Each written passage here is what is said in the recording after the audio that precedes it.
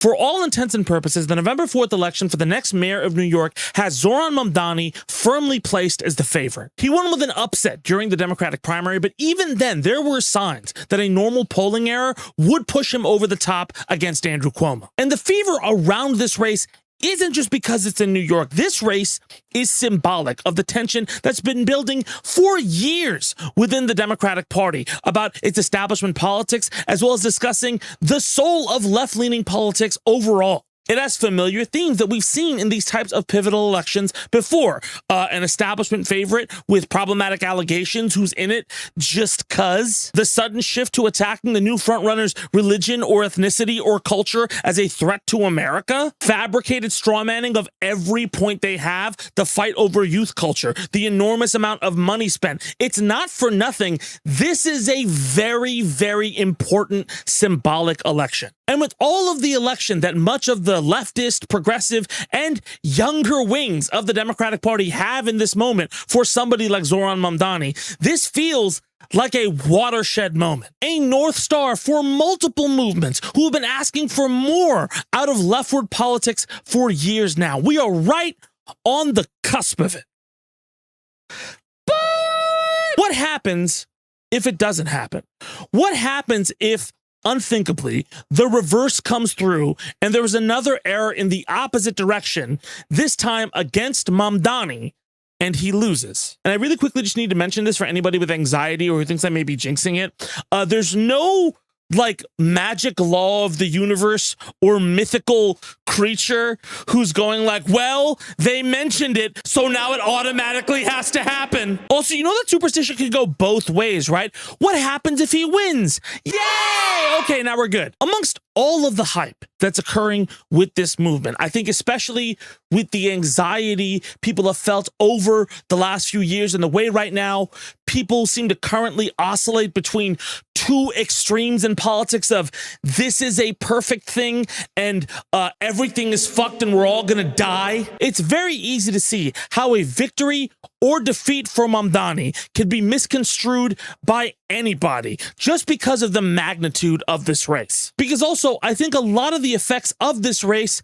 have already happened. Whatever election result is there is just going to signify or reinforce them. But depending on the media you watch, everybody is going to be spinning a very partisan version of the events that occur. So very quickly, with a little bit of time before the election, let's talk about the unthinkables. What happens if Zohran Mamdani wins the mayoral election, and what happens if he loses? Who benefits, who hurts, and what becomes of the movements both pro and anti-Mamdani? And very quickly, before we get into these options, let's recap the race for everybody so we catch up. As of this recording, Mamdani currently has a lead of anywhere from 10 to 18 points in the polls. That is a very large lead. Now, most of those polls show Andrew Cuomo gaining a little bit from the dropout of Eric Adams, as well as getting votes siphoned from him by Republican Curtis Sliwa. In terms of optics and media coverage, Mamdani has also had some pretty strong press interviews as of late, and Cuomo has had a pretty terrible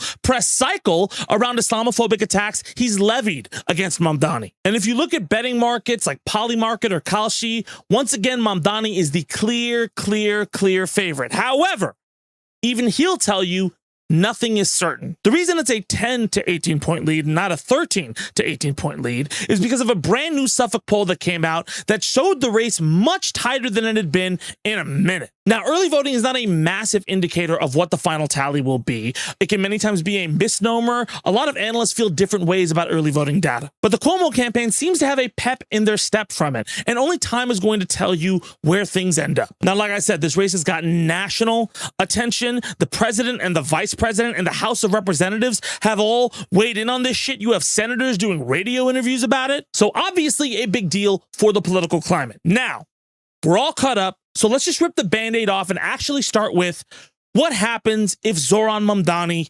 loses, which I think is the thing that makes a lot of progressives' hearts sink a little bit. So hypothetically, if on November 4th there is a large polling error and Andrew Cuomo has somehow created an avalanche of seniors, no, not like that. If he creates a giant turnout of seniors and more older conservative voters at the polls, and Mamdani doesn't have the swing he needs, a couple of things happen. Number one, predictably, Democratic establishment types start pointing their finger at progressive politics or woke politics or whatever you want to call it. They'll tell you Mamdani was divisive. He was anti-Israel. He was a talented politician, but he didn't have the experience. And all of these progressive ideas sound cool on the internet, but they don't translate into votes. Great TikToks, but do you really know what the people want? You will hear that shit ad fucking nauseum everywhere for like the next year to 3 years. It will be exhausting. It'll be so fucking annoying. You will have Republicans somehow congratulate Andrew Cuomo, but then also throw a little bit of shade on him. Cuomo will then reposition himself as a staunch fighter against Donald Trump because, again, number one, his coalition is still going to have a lot of like establishment centrist Democrats in it, right? And number two, establishment Democrats in general are still going to try to bring him back into their fold. And there are resources there Cuomo definitely wants to take advantage of. Also, the light is going down, so I'm going to turn on my other lights. A few moments later. Cool. Now I'm not in like a cave from a Disney villains movie. But look, after that, it's most likely that status quo New York City mayoral politics will continue. But I really kind of want to quickly focus on the supporters of Mamdani and their reaction, and even some of his detractors on the left. If Mamdani were to lose, it would almost immediately freak out and destroy a lot of the self-esteem and enthusiasm and momentum of his supporters if that were to happen. You thought the nihilism and cynicism after Bernie or Harris or Hillary lost was bad? Oh man, this is a guy who skyrocketed to national attention, saying a lot of the rubber meets the road stuff people have been waiting for and running unapologetically on who he is.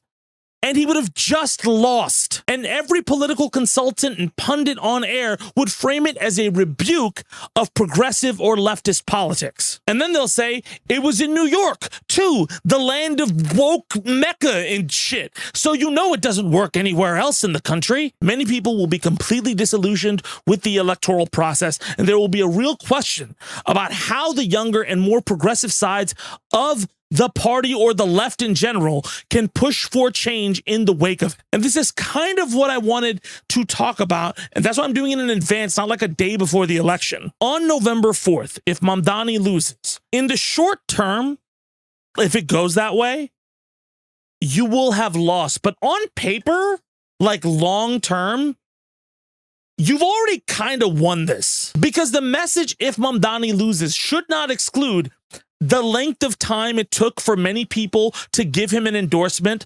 Also, the random questioning of his candidacy in that length of time that many establishment Democrats did. The incredibly public and widespread dissatisfaction with those Democrats and the abject anger of the system that he has pointed out. It also should not exclude the millions and millions of dollars that were swung against him and how, with a fraction of that and volunteer work, he was able to keep up with it. And most of all, if the progressive left, after something like that, were to pick themselves up and continue to run candidates that gain momentum in the vein of Mamdani, Mamdani's politics are far more mainstream now. That is enormously important. Look at Republicans over the last 2 decades. A lot of fringe ideas that they had, even in loss, have become the party's mainstay because their largest vocal contingent and people propagating around it have kept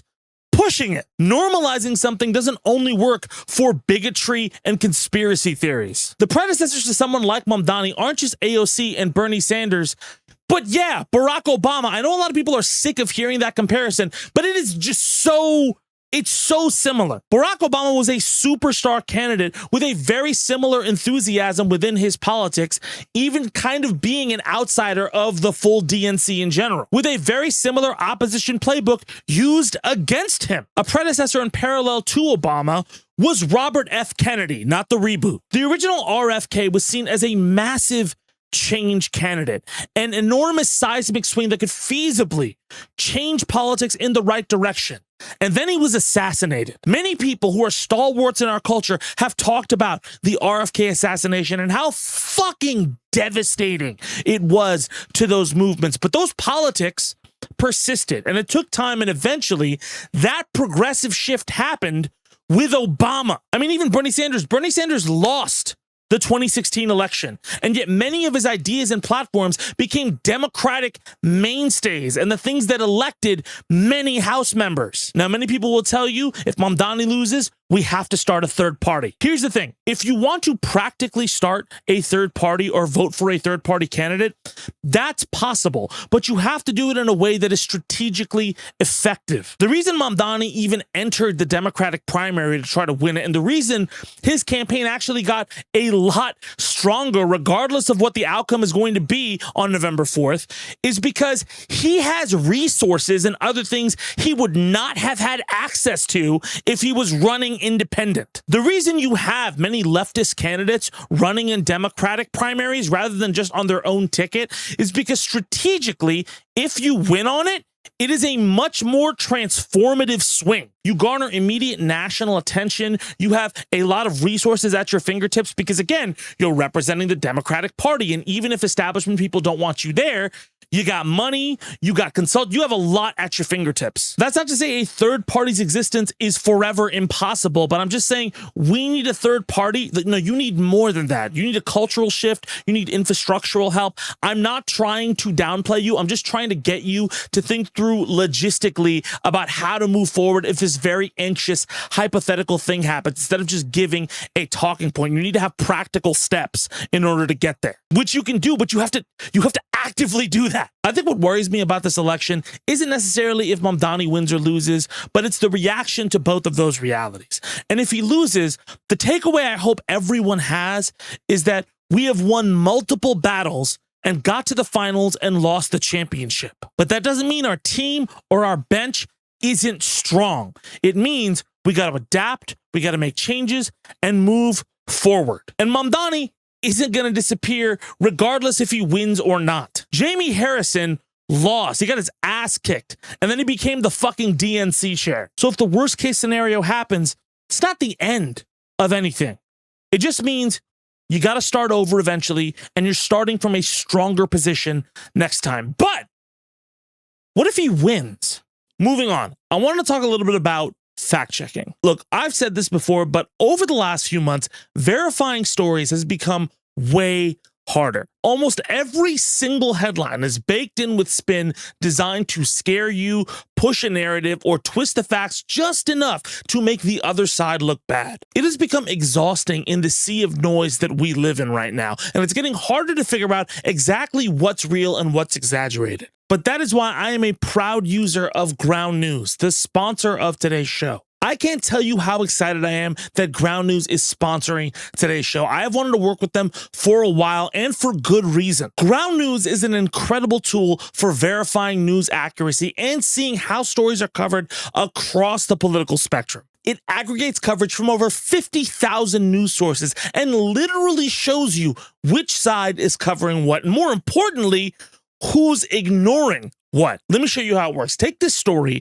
about a judge temporarily blocking the Trump administration from sending the National Guard into Chicago. Over 300 sources are covering it, either high or mostly high factuality. 33% of those sources are from the left, but just 12% are from the right, and they cover it differently. You can see left-leaning outlets like Raw Story frame the decision as a striking rebuke to the Trump administration. Meanwhile, you have right-leaning outlets like the Washington Examiner calling it a partial block or a minor setback. Same event, two completely different takeaways. You know how spin works. But look, insights like these that look into the material differences in how these stories are covered are the best way I've found to cut through the spin, check your own bias, and actually see the full picture. And in a time where polarization is being weaponized daily, that is a game changer. They even have this great feature called a blind spot feed, which shows you stories covered by one side but ignored by the other. It breaks you out of your echo chamber in real time. Look, I've been using GroundNews for a while now. I genuinely love it. And if you want to try it for yourself, you can go right now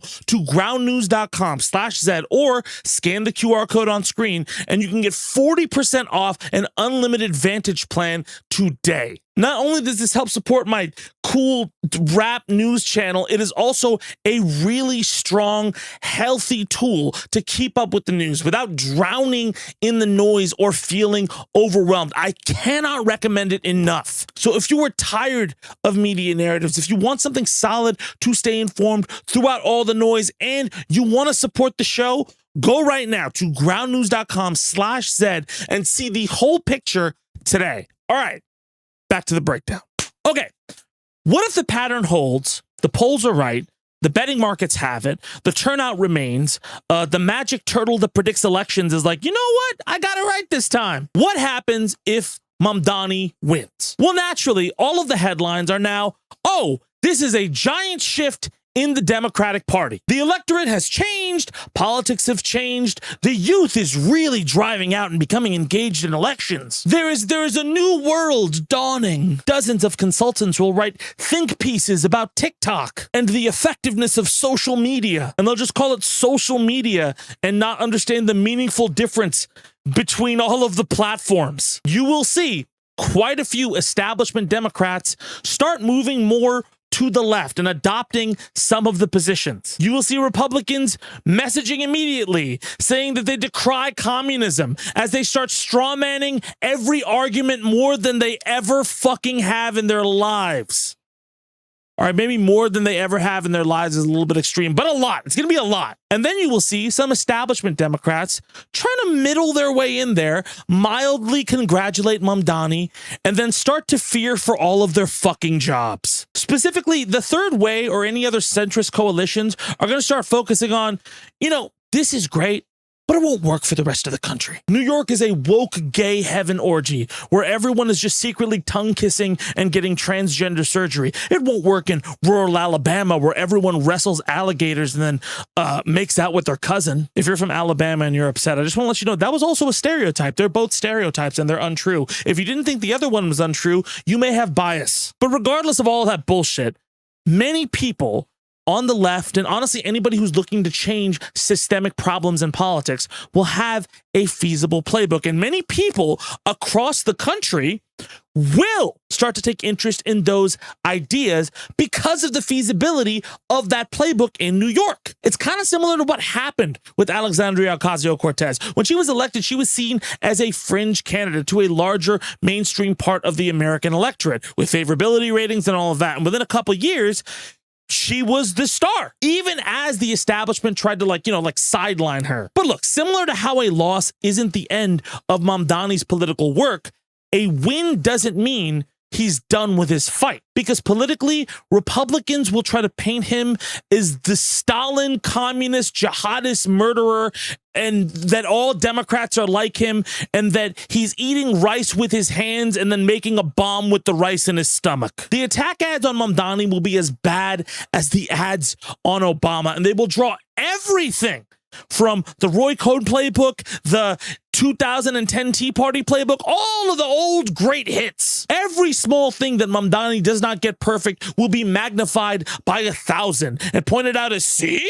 He's inexperienced. Why do I sound like the Tim Allen guy behind the fence? But they'll tell you things like, he doesn't know what he's doing. He's changing too much. Or my favorite, what has Mamdani actually done? If everything doesn't change within 3 months, Mamdani was an inexperienced talker who got lucky. And to the Madeline Pendletons and Zaid Squirrels of the world, he's just another Democrat who does lip service and nothing. And if he changes a park bench, he's going to be secret Osama Hitler. All of these are political power moves, and a lot of them will work. So what does Mamdani do if he wins, right? Well, one, he has to remain engaged in the conversation and continue the effective communication he has during the campaign. Even if you support him, you can't be like, oh, well, it's already done. No.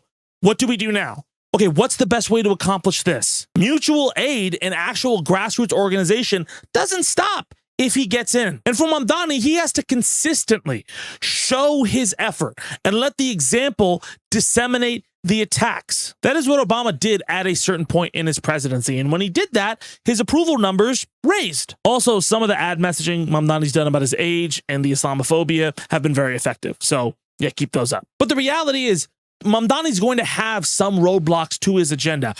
I don't think he gets everything he wants done. I'll be very honest with you. But he does radically transforms things in a way so that more things can get done. I think that is absolutely possible. And at this point in the video, you should have picked up on the similarity between these two situations.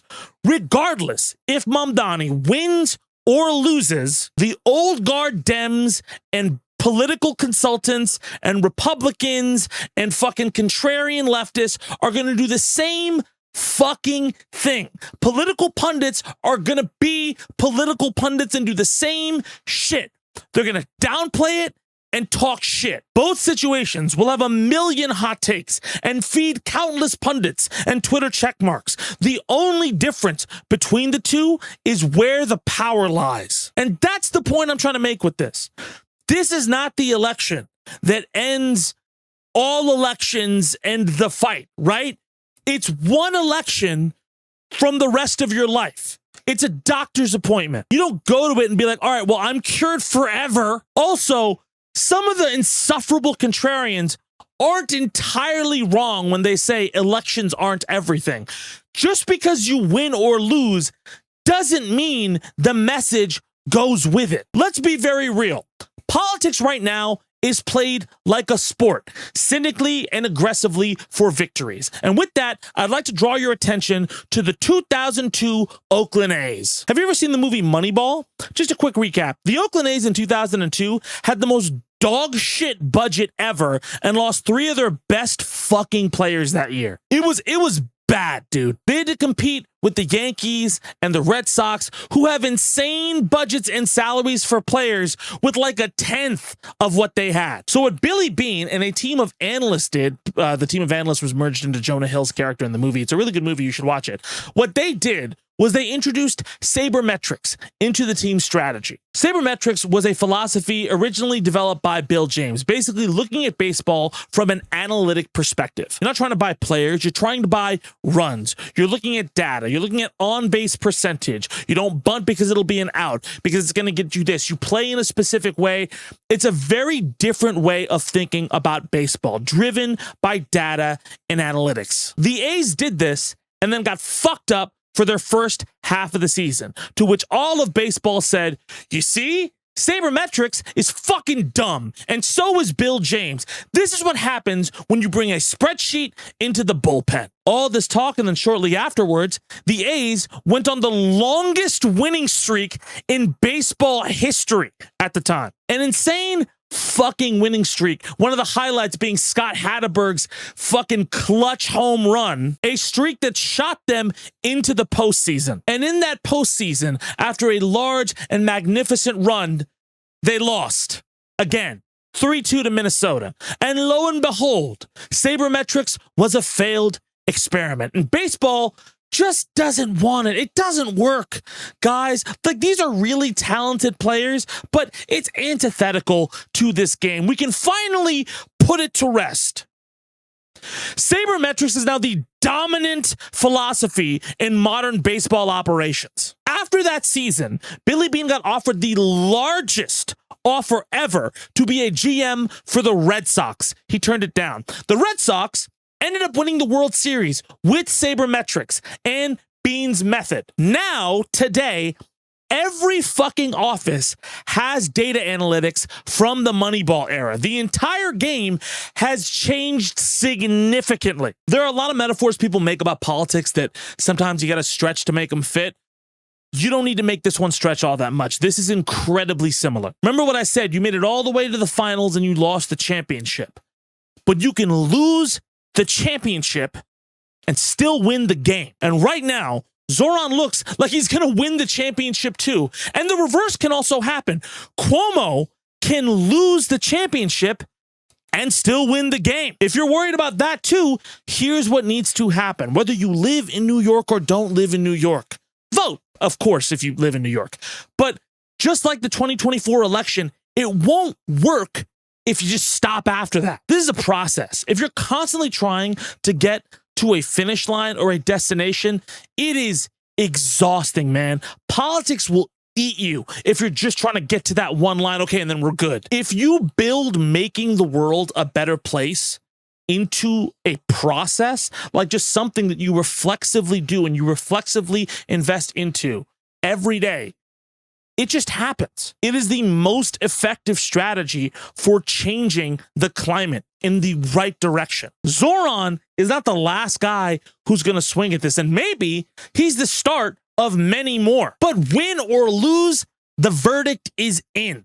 Fuck what the pundits say. Fuck what anxiety tells you. When you are up to bat, swing. Let me know what you think in the comments. And that's our show. Thank you so much for watching. Remember to like, comment, subscribe. Go watch Freestyle the News. And we'll be back with another episode on Sunday. I'm seeing if I can get Comeback Mechanic done by Friday. If I can, we may have another episode on Friday as well. Anyway, my name is Tabani. Thank you guys so much for watching, and I'll see y'all soon. Let's go.